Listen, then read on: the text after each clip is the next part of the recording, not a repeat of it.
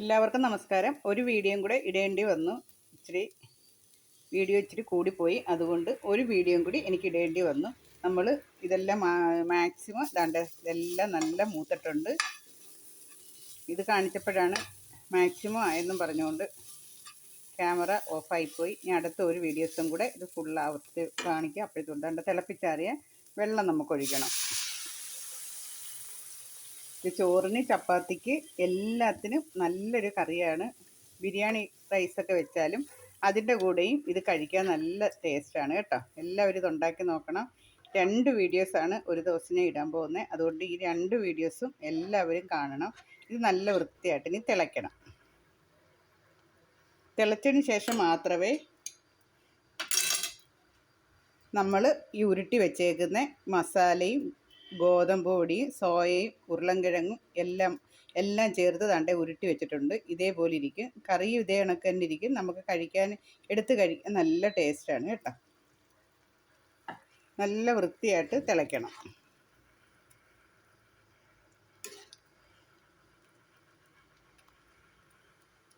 തിളയ്ക്കട്ടെ.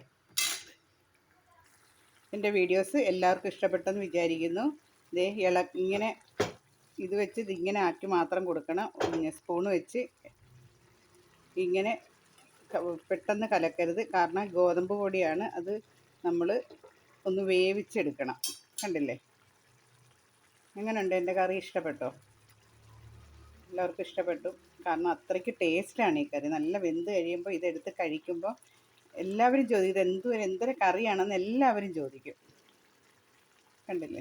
Special കറിയാണിത്. ഗോതമ്പ് പൊടി ധാരാളം ഇരിക്കുമ്പോൾ നമുക്ക് നല്ലൊരു ഗോതമ്പ് ഫ്രൈ മാവ് വെച്ച് നമുക്ക് ഉണക്കമീനോ പിന്നെ അതേപോലെ ചിക്കനോ ഒക്കെ അതിനകത്ത് വെച്ച് നമുക്ക് ഉണ്ടാക്കിയെടുക്കാം.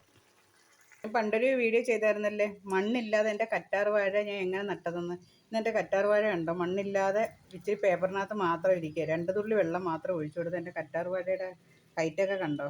ഇത്രയൊക്കെ വളർന്ന് ഞാൻ എന്നിട്ട് തന്നെ 2 എണ്ണമൊക്കെ ഞാൻ വെട്ടിയൊക്കെ എടുത്തിട്ടുണ്ട്. കണ്ടോ? എല്ലാവരും ഇതേപോലെ കറ്റാർ വാഴ നമ്മൾ അടുക്കളയിൽ തന്നെ വെച്ച് പിടിപ്പിക്കണം കേട്ടോ. മണ്ണൊന്നും വേണ്ട. കണ്ടില്ലേ? നല്ല സൂപ്പറായിട്ട് വളർന്നിരിക്കുന്നത് കണ്ടോ? എന്തോരം നീളത്തിലാണ് പോയേക്കുന്നത്. താഴെ തട്ടാറായി. കണ്ടോ? ഓക്കെ. നമ്മുടെ കറിയൊക്കെ നല്ല സൂപ്പറുണ്ട്. കണ്ട ചിക്കൻ കറിയുടെ കണക്കിരിക്കുന്നു. കണ്ടില്ലേ? ഇനി നമുക്ക് ഇതിനകത്ത് ഒരു സാധനം കൂടെ ഒന്ന് ചേർക്കണം. ഒന്നുമല്ല, ഇച്ചിരി നെയ്യ്, ഒരു ശകല നെയ്യ് ഒന്ന് ഇടിച്ചു കൊടുക്കും. നമുക്ക് തേങ്ങയൊക്കെ ഉണ്ടെങ്കിൽ തേങ്ങയൊക്കെ വറുത്ത് കോരിയിടാം കേട്ടോ. തേങ്ങയൊക്കെ ചേർത്തും കഴിക്കാം. തേങ്ങയൊക്കെ വില കൂടുതലല്ലേ, അപ്പോൾ ഇങ്ങനെയൊക്കെ കഴിച്ചാൽ മതിയില്ലേ? ഓക്കെ. എൻ്റെ 2 വീഡിയോസും കാണണം.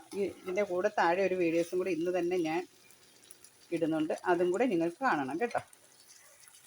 കണ്ടില്ലേ? ഇന്ന് വരെ ആരും ചെയ്യാത്ത ഒരു വെറൈറ്റി ഗോതമ്പ് പൊടി കൊണ്ടുള്ള ഒരു കറി. കണ്ടില്ലേ?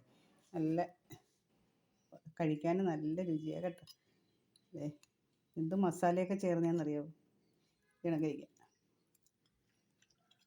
നല്ല ടേസ്റ്റാണ് കേട്ടോ. എല്ലാവരും ഉണ്ടാക്കി നോക്കണം. ഇഷ്ടപ്പെടുകയാണെങ്കിൽ ലൈക്ക് ചെയ്യണം, ഷെയർ ചെയ്യണം, സബ്സ്ക്രൈബ് ചെയ്യണം. ഇത് മറ്റുള്ള കൂട്ടുകാർക്ക് ഇത് അയച്ചും കൊടുക്കണം. ഓക്കെ. ഇനി അടുത്തൊരു പുതിയ വീഡിയോസുമായിട്ട് അടുത്ത ദിവസം കാണാം. അതുവരെ എല്ലാവർക്കും നമസ്കാരം.